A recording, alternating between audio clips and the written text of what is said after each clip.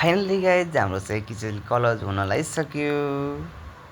अब चाहिँ kitchen close गर्न लाग्यो, हाम्रो होटल चाहिँ बन्द हुन लाग्यो। सरसफाइ सब सकेर हाम्रो चाहिँ किचन बन्द भयो होइन। अनि किचन बन्द भइसकेपछि हाम्रो रतन सेफले चाहिँ ढोका लाउँदै हुनुहुन्छ। ढोका लगाइसकेपछि छोटो मिठो भ्लग बनाइरहेको छु होइन, सपोर्ट गर्नु होला, सपोर्ट गरिदिनु होला भने आएको छ।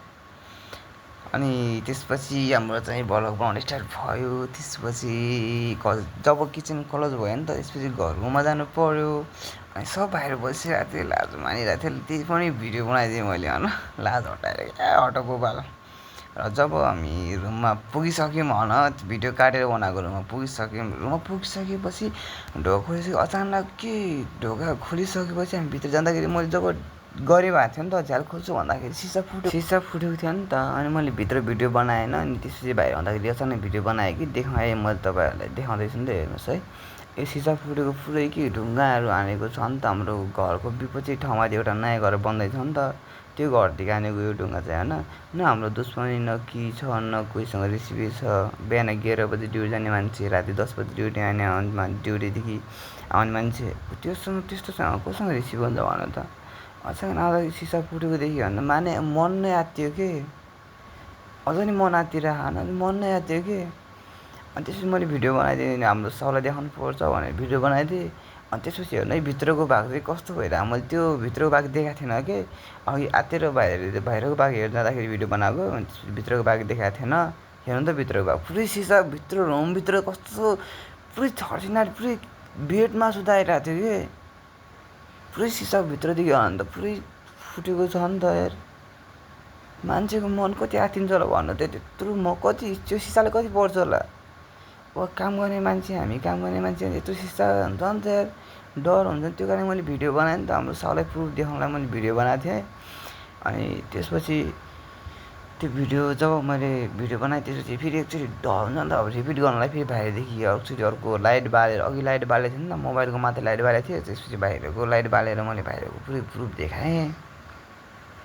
अनि प्रुफ देखाएपछि अनि म चाहिँ त्यो हाम्रो विपरीत ठाउँमा जो घर छ नि, त्यो घरमा जाऊँ न त। साथीलाई मैले भनेँ कि को छ त, को के गरिरहेको भनेर। हामी त्यो अर्को घरमा चाहिँ जान लाग्यौँ कि, साथी र म जान लाग्थ्यौँ। अनि जब मैले त्यो सब गरेर म चाहिँ साथीलाई भनेँ कि साथी जाऊँ न त विपरीत ठाउँमा, चाहिँ को छ के गरिरहेको भनेर। हामी विपरीत घरमा गयौँ हामी चाहिँ होइन। यो ढुङ्गाहरू छ नि, यो चाहिँ हाम्रो विपरीत ठाउँमा त्यो एउटा घर बनाएर आएको कि, नयाँ घर बनाएर आएको, त्यो घरको ढुङ्गाहरू हानेको। यो घरमा चाहिँ हामी दुईजना साथी र म चाहिँ जान लाग्थ्यौँ होइन, हेर्नलाई के हो, खासमा हानेको कसले हो, कारण के हो। हामी हुन्छ नि त, प्रुफ चाहियो नि त हामीलाई पनि। अब साहुलाई देखाउनु पऱ्यो सिसा कस्तो फुटालेको हो भनेर, प्रुफ चाहियो नि त हामीलाई पनि। अनि त्यो देखाउनलाई चाहिँ हामी त्यो रुमको विपरीत ठाउँमा, हाम्रो घर जो नयाँ घर बनाएर आएको त्यो ठाउँमा गयौँ हामी हेर्नलाई होइन। त्यसपछि अचानक हेर्दाखेरि हाम्रो सिसाहरूको पुरै फुटेको क्लियर देखिरहेको क्या। मेरो क्यामेरामा हेर्नु त पुरै क्लियर देखिरहेको होइन। बाइचान्स त्यो ठाउँमा चाहिँ साथी र म मध्ये एउटा कोही भित्र सुतेको भए पनि कस्तो हुन्थ्यो त्यो मान्छेलाई भन्नु त। हेर्नु त, यो ढुङ्गाले लागेको भए के हुन्थ्यो कि भन्नु त। अब त्यो गाँजा खाओस् हेर्नु है, साइडमा त्यो गाँजा चुरोहरू छ, अनि लाइटर छ, अनि स्याउको त्यो हुन्छ नि बाहिरको त्यो खुसेटाहरू छ। खाऊ न यार, आफ्नो ठाउँमा खाऊ कि यार। यही खाएर गइदिएको भए पनि के हुन्थ्यो र। अनि ढुङ्गा किन हान्नु पऱ्यो कि, हाम्रो सिसा त्यत्रो नोक्सान भयो नि त। अब हाम्रो साउले नै हामीलाई किचकिच गर्छन् यार होटलमाथि, हुन्छ नि त यार। त्यो घरको मालिकले त हामीले बोलाएको, घरको मालिकले त हामीले बोलाएर कुरा गरेको घरको मालिकसँग त। अब हुन्छ नि त डर के छ के हुन्छ नि त मान्छेको डर। घरको मालिकसँग कुरा गरेको कि, हाम्रो घरबेटी बा मतलब कि हाम्रो घरबेटी बासँग चाहिँ कुरा गरेको कि, अब दिउँसो यस्तो हेर्नु होला, त्यहाँ कोही आउँछ केटाहरू, कोही आउँछ कि यस्तो वाच गर्नु होला। अनि त्यसपछि पुलिसलाई भनेर पुलिस केस गर्नु होला भनेर हामीलाई भनेरको हामीले चाहिँ होइन। त्यो टाइममा डर हुन्छ नि त मनमा यार। त्यस्तो सिसा फुटेर आएर अचानक देख्दाखेरि मन आत्तिन्छ नि त यार।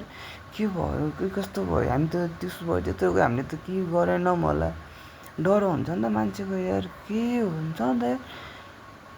अचम्मकै अन्त अचानक देखेँ कि मैले जब त्यो झ्याल खोलिरहेको थियो होइन, झ्याल खोल्दाखेरि सिसा खस्यो क्या तल भुइँमा। अनि त्यसपछि मैले चाहिँ हाम्रो घरबेटीबालाई बोलायौँ होइन। त्यसपछि घरबेटीबालाई देखायौँ कि यो सिसा चाहिँ के भएको हो हेर्नु त। हामी त बिहान ड्युटी 11 बजी जान्छ नि त। अनि अचानक 10 बजी राति 10 बजी आउँदाखेरि चाहिँ सिसा फुटेको देख्यौँ कि हामीले त। अनि त्यसपछि घरपट्टिबाट बोलाएर भन्यौँ कि हामीले के भएको यो भनेर भन्यौँ। त्यसपछि घरपट्टिबाटै भन्नुभयो कि अब भोलितिर हेरौँला हामी, अब अहिले चाहिँ तिमी सुत, अनि थाकेको होला, अनि हामी चाहिँ भोलि आउँदाखेरि हेर्छौँ भनेर भनेको थिएँ। दिउँसोतिर हेर्छौँ, अनि कस्तो के को आउँछ, कसले के गर्छ भनेर हेर्छु भनेको थिएँ। अहिले चाहिँ यति नै हो, अर्को चाहिँ नेक्स्ट भिडियोमा देखाउँछु।